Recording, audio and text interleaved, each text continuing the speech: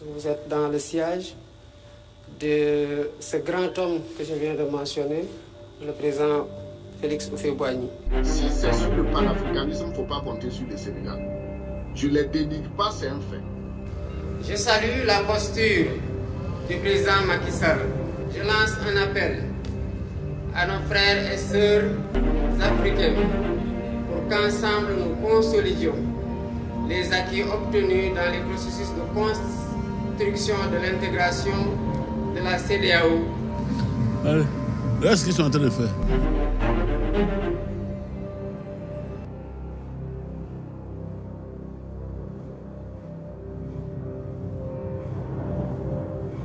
Ce matin, je suis peinée, je suis attristée, je suis vraiment désolée, je ne sais même pas, j'en suis malade. Cette élection est intervenue dans un contexte marqué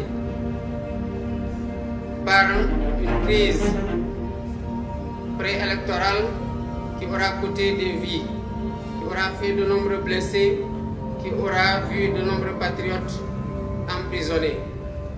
Nous entendons tourner cette page.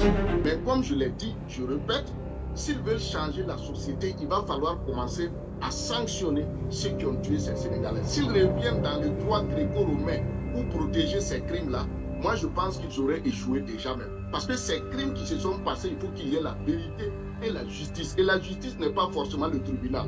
Mais ces magistrats qui ont fait ça, il faut les sanctionner publiquement sans passer par un jugement. On prend un décret, ils vont en retraite parce que ces gens-là ne peuvent pas continuer dans la République.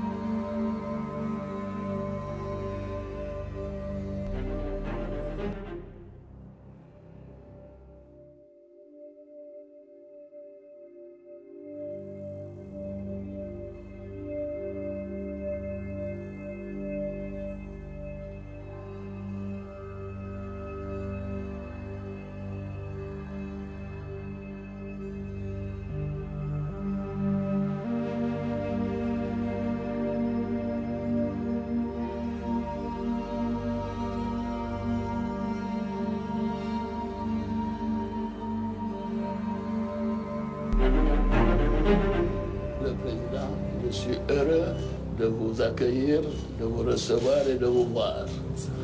Je voudrais vous dire que cette visite d'amitié est une visite que nous attendions. Félicitations pour votre élection, pour votre brillante élection. Et nous en sommes très heureux. Et vous adresse de plein succès dans l'exercice de ces hautes fonctions. Monsieur le Président, je tiens aussi à mon tour à vous renouveler mes remerciements pour l'accueil fraternel et l'hospitalité généreuse qui ont été réservées à moi et à ma délégation.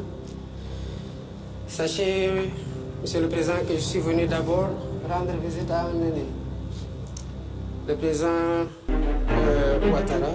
J'ai saisi cette occasion pour saluer le leadership et les efforts considérables que vous faites, que vous déployez dans le renforcement de la stabilité et de la démocratie, ainsi que de la promotion du développement en Côte d'Ivoire. Vous êtes dans le sillage de ce grand homme que je viens de mentionner, le président Félix Houphouët-Boigny.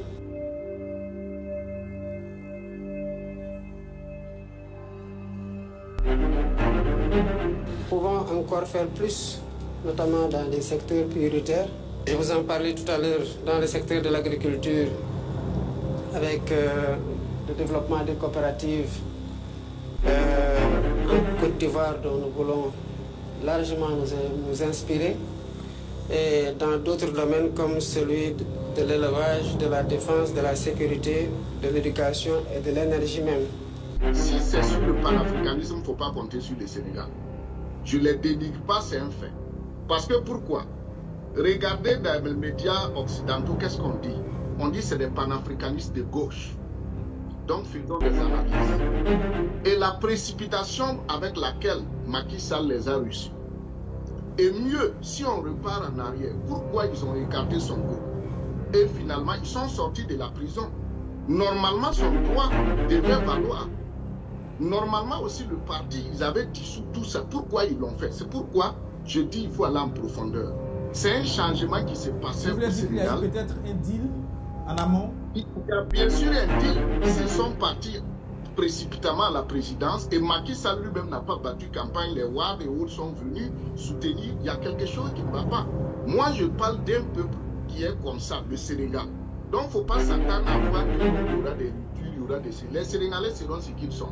Il faut attendre de voir ça. C'est là parce que Sonko lui-même, c'est sa tête qu'on ne voulait pas, vu les discours qu'il a tenus avant.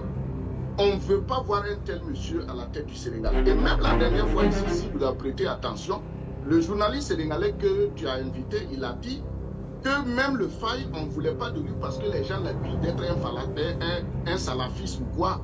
Tu te rappelles? Oui. Voilà. Donc, Sonko le fait confiance, il l'a choisi. Et finalement, comment se fait-il que juridiquement, lui, il puisse se présenter et Sonko ne se présente pas si on doit aller sur la base de cette année-ci? Donc, voilà le problème.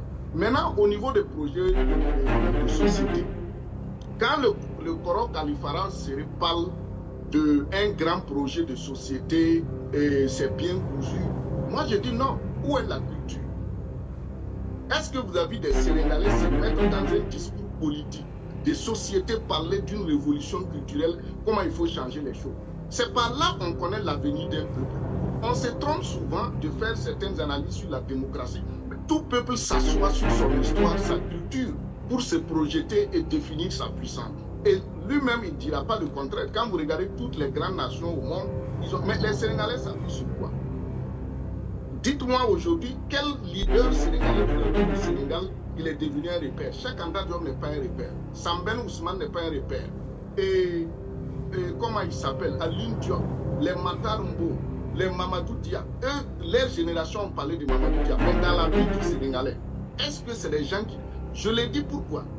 Peut-être si Big Ben était sur le plateau, il allait vous expliquer. Quand nous on parlait de Cheikh Anta Diop depuis la RTB où Big Ben nous invitait, il y a des Sénégalais qui disaient, mais comment se fait-il qu'au Burkina, des jeunes maîtrisent Cheikh Anta Diop comme ça, alors qu'au Sénégal, c'est un tabou. Quand tu parles de Cheikh Anta Diop, c'est quoi? Donc, où est le projet culturel du PASTEF? Comment le PASTEF compte révolutionner le Sénégal pour pouvoir sortir le Sénégal d'où il est? C'est ça la première des choses. Maintenant, quand vous prenez l'intégration, quel sera le rapport du Sénégal avec les autres peuples? Tout de suite, on parlait de culture. Mais maintenant, quel sera c'est dans ça qu'il faut voir quel sera ses rapports avec le Mali. Où il ira? Attendez de voir où sera son premier voyage. À la CEDEAO, au Mali ou en France. Attendez de voir.